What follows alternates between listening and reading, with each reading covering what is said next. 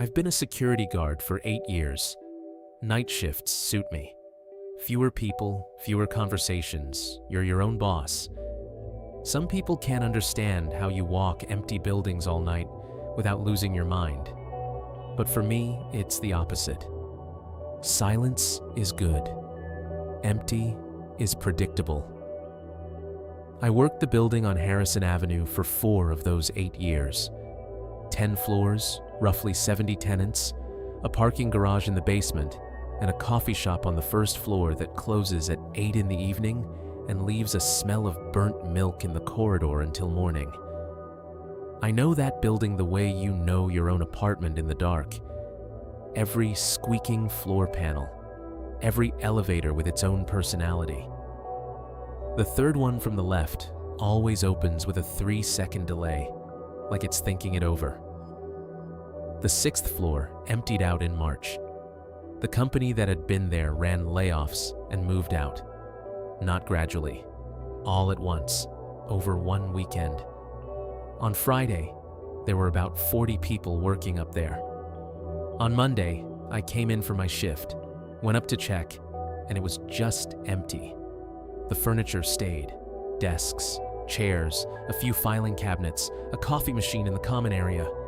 Like the people had stepped out for a smoke break and never came back. For the first few months, I checked the 6th, the same way I checked every floor. Open the stairwell door, shine the flashlight down the corridor, close it. It was dark up there, smelled like dust, and something in the ventilation system hummed. A low, steady sound I first thought was the air conditioning from the floor below, and then stopped thinking about at all. I first saw light under the door of Office 612 in early September. It was 2:47 in the morning. I was walking the 6th floor corridor with my flashlight, and at the far end, under the door marked 612, there was a narrow strip of yellow light. Not emergency lighting. The emergency lights here are green and run along ceiling fixtures. This was ordinary office light, warm and steady, like someone was sitting inside and working. I stopped about 50 feet from the door, stood there, listened. Nothing but the ventilation. I walked up, took the handle, and opened it. The office was empty. The overhead light was on, full brightness. Small office, desk at the window, 2 chairs on either side, a metal filing cabinet against the left wall. Blinds down. Nobody. I walked inside, opened the bathroom door attached to the office, shone my light in. Empty. Looked under the desk. Nobody. I switched the light off, logged it in my report, and continued down the corridor. About 5 steps out, I smelled coffee. Not stale coffee. Not the kind that soaks into the walls of a workspace over years. Fresh, hot coffee. I stopped. Then I turned back, opened 612 again, turned the light back on. A white mug was sitting on the desk by the window. It had not been there when I looked a minute ago. I was certain of that, because I had specifically walked the length of the desk. Now it was sitting right in the middle, near the edge closest to the window. I leaned in without touching it. Black coffee inside, no sugar. A thin column of steam rising off the surface. I touched the outside of the mug. Hot. I took out my phone and photographed it. Logged it. Then I picked up the mug with a paper napkin from my pocket and carried it down to the security desk. Set it on the table and messaged the building manager.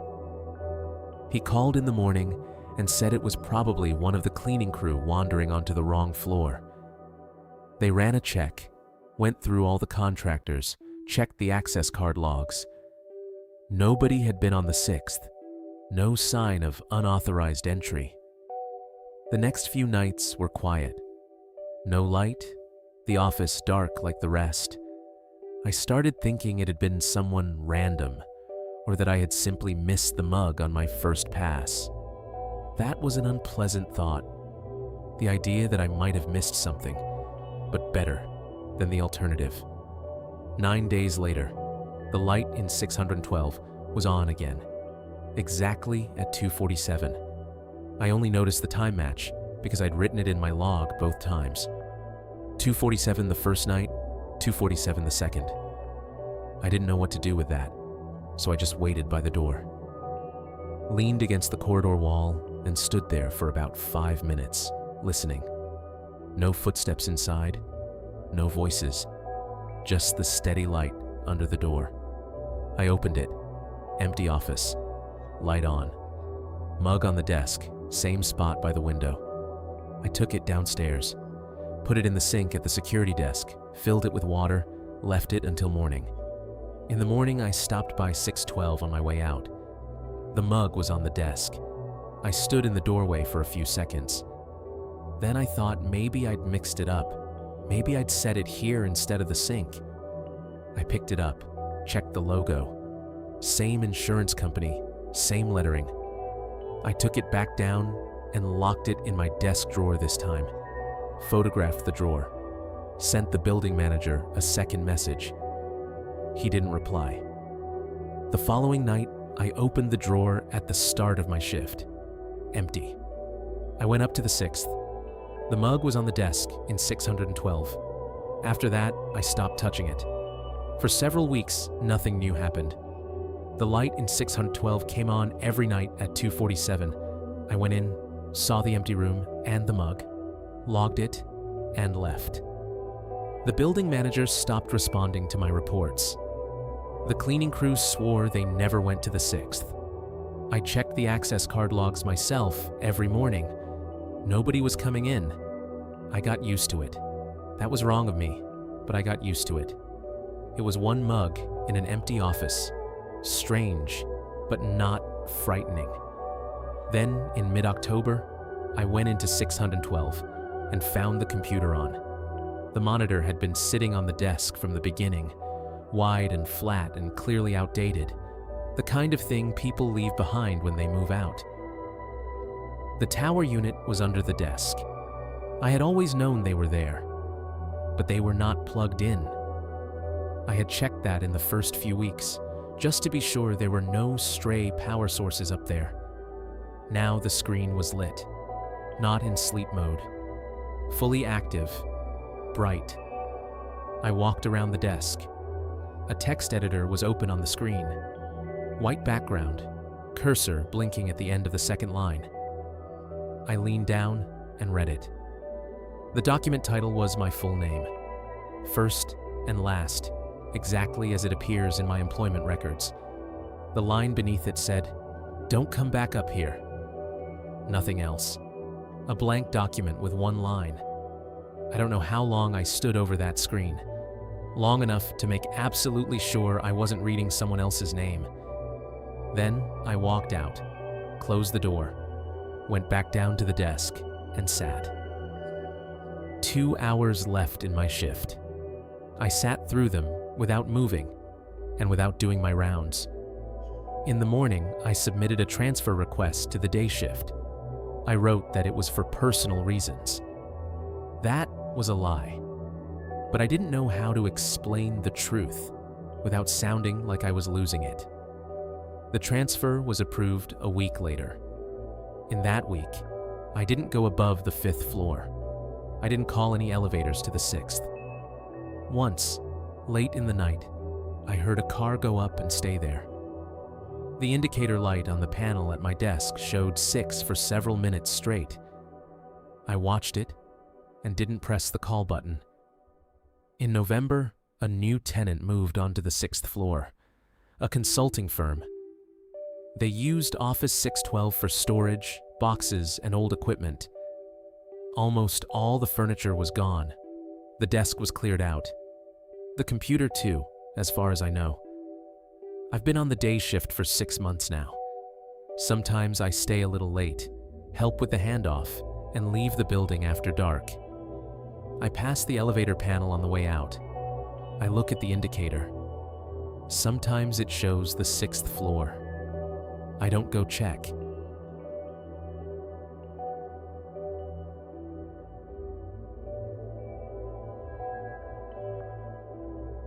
I've been in private practice for 7 years. Clinical psychology, trauma specialization.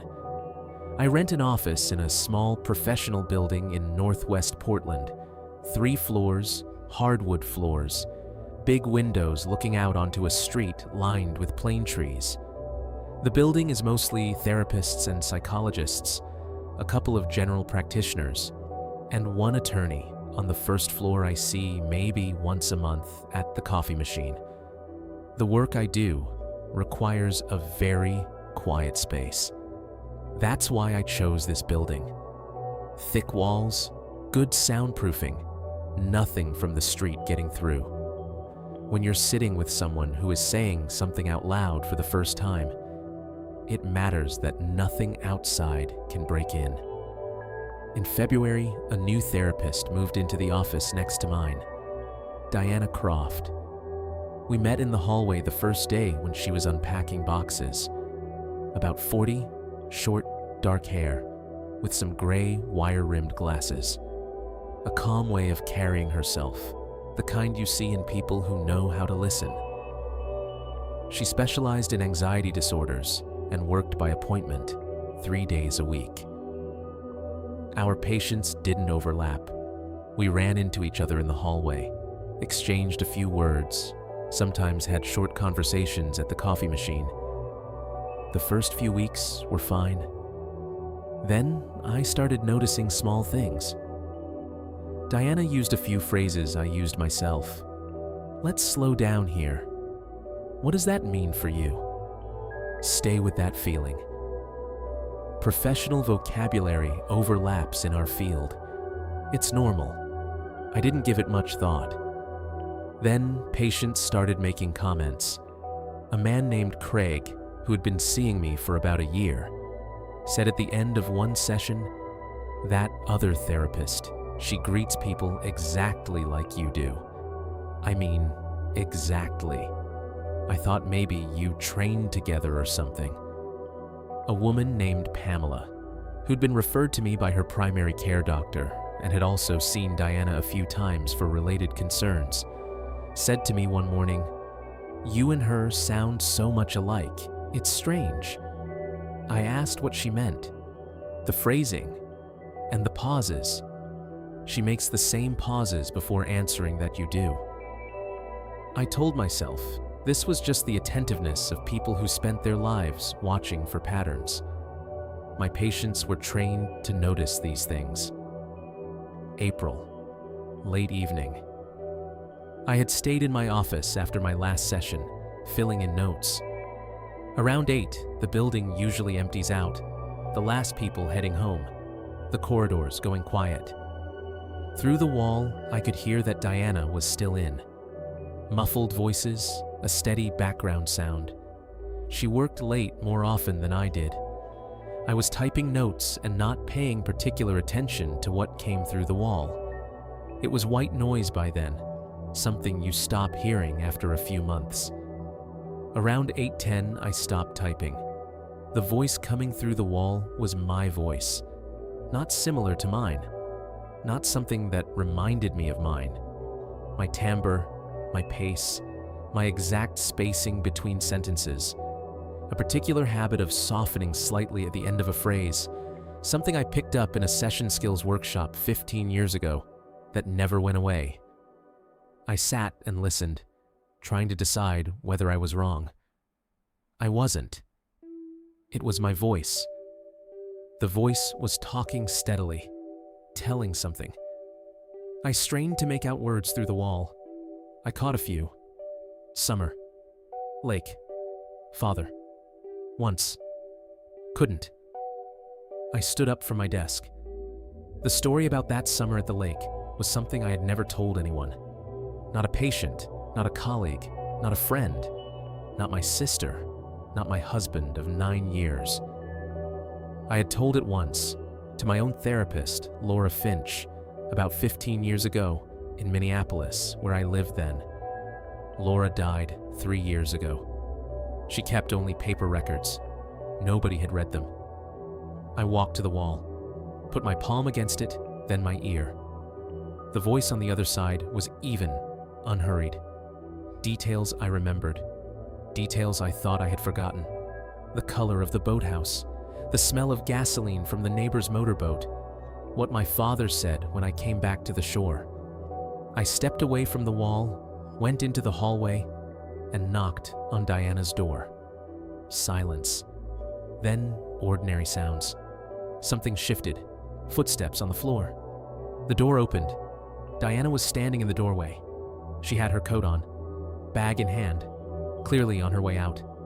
Behind her, the office was empty. 2 chairs, a desk, a closed laptop. Nobody. Her voice was her voice. Quiet, ordinary, nothing like mine. "Everything okay?" she asked. I looked at her, at the office behind her. "Yes," I said. "Sorry, I thought I heard something." She tilted her head slightly as if considering that. Then she nodded. "Good night," she said, and left. I stood in the hallway for another 5 minutes. Then I went back to my office, sat at my desk without going back to my notes. The wall was quiet. Just silence. Diana moved out at the end of June. She sent a short message, said she was relocating to a different part of the city, changing her schedule. No explanation. We had seen each other once after that April evening, again at the coffee machine, and she had been completely normal.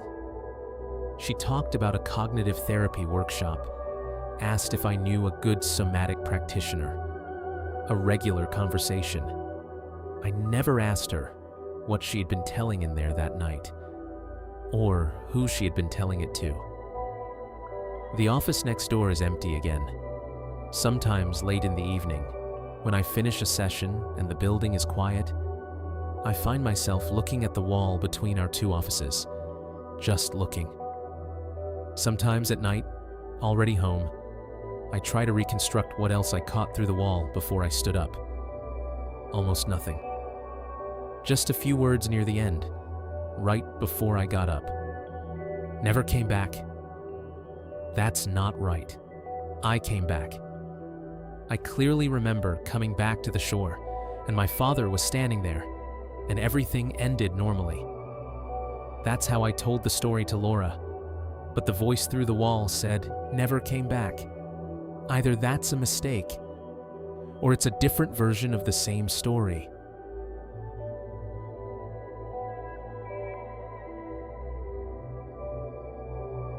I've taught history at the same high school for 11 years. Middleton High, a suburb north of Chicago, about 800 students. Standard public school, not exceptional and not bad, just ordinary. I know my colleagues like the back of my hand. Same combinations at lunch for years. A teacher's lounge that smells like other people's coffee, and the copy machine. I found the notebook in October, a Wednesday, around 7:40 in the morning. I had come in earlier than usual to print a test. The lounge was almost empty, just Miss Garrett at the window with her phone. The notebook was sitting on the table next to the coffee machine. Small, hard black cover, no writing on the outside. I figured someone had forgotten it. I opened it to see if there was a name inside. There was no name. First page, a date, September 3rd of last year, and a few lines of neat, small handwriting. I skimmed it, then read it again more slowly. It was a description of a staff meeting, our weekly meeting at the start of the school year. Who sat where? Who said what? Not a summary, an observation, precise and dry, like a field report. Garrett took the third seat from the left, same as always. Finch was 7 minutes late, said it was traffic. Principal Wallace opened with the budget, then moved to the schedule. And then a few lines about each person, not what they said, but how they held themselves. Expression, gestures. I flipped further. Next entry, next day, then another. Each entry had a date, a location, people, behavior. I recognized everyone. I recognized the details. Daniel Shore from physics, who complains about his workload every Tuesday, and by Thursday seems to have forgotten he complained. Secretary Teresa, who always sets her mug on the counter next to the sink instead of in it. Vice Principal Harris, who sits at meetings pretending to take notes, but actually draws rectangles in his notepad. All of it accurate. I could have signed off on every observation myself. I kept flipping until I found the section with my name. My first entry was dated September 4th, the first day of classes. I read it carefully. Arrival time. Which classroom? What period? Who I talked to during break. It all matched. Uncomfortable, but technically explainable. Someone could have simply been sitting in the lounge and watching. I kept reading through my entries. Entry from October 12th of last year. Stood at the window in his classroom for 5 minutes after the last student left, looking at the parking lot. Then crossed out. The courtyard. I stopped. My classroom faces the courtyard, not the parking lot at all. That correction looked like a real-time edit, like whoever wrote it had put down the wrong thing from memory or assumption, then corrected it once they knew better or looked again. Entry from November 19th. Made a phone call from his car before leaving. Conversation roughly 8 minutes. Appeared upset. I remembered that day. I had argued with my brother on the phone. A long, unpleasant call. But at the moment I made it, my colleagues had all left. I had made sure of that. I wanted to talk without anyone seeing me. Entry from January 7th. Came in with a bruise under his right eye. Told Harris he fell. Harris didn't believe him, but didn't push it. I had fallen. Slipped on the kitchen floor at home, hit my face on a cabinet door. Harris had asked, and I had told him the truth. I actually had fallen, but nobody except me could have known whether Harris believed it. I started flipping toward the last pages faster. The entry from 2 days ago described my school day without gaps. First period, the hallway conversation during break, talking with Garrett about the photocopier, eating alone in my classroom at lunch, 2 afternoon classes, leaving at 3:55. The entry from yesterday. First half, the school day. Accurate, like all the rest. The second half was different. 5:40 p.m. arrived home. Parked on the street rather than the garage. Spot taken by an unfamiliar car. 6:05, made pasta. Ate standing at the sink. Watched something on his phone until 9 p.m. At 9:15, walked to the living room window. Stood there approximately 4 minutes looking at the street. The light in the room was on. I closed the notebook. I lived alone.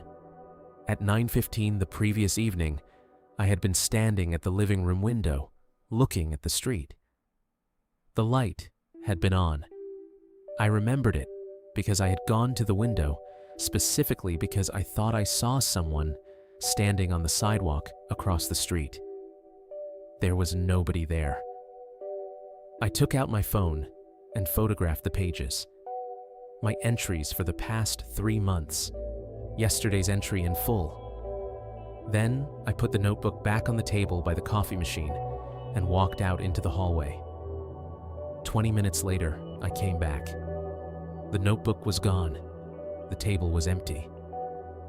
I asked Miss Garrett, still at the window. She said she hadn't taken anything and hadn't seen anyone. I went through the lounge, checked the trash. Nothing. I ran my first class on autopilot. Between periods, I checked the photos on my phone several times. They were there. I reread yesterday's entry again and again. The light in the room was on. The next day, I checked again. They were still there. 3 days later, I opened the photos again. They were gone.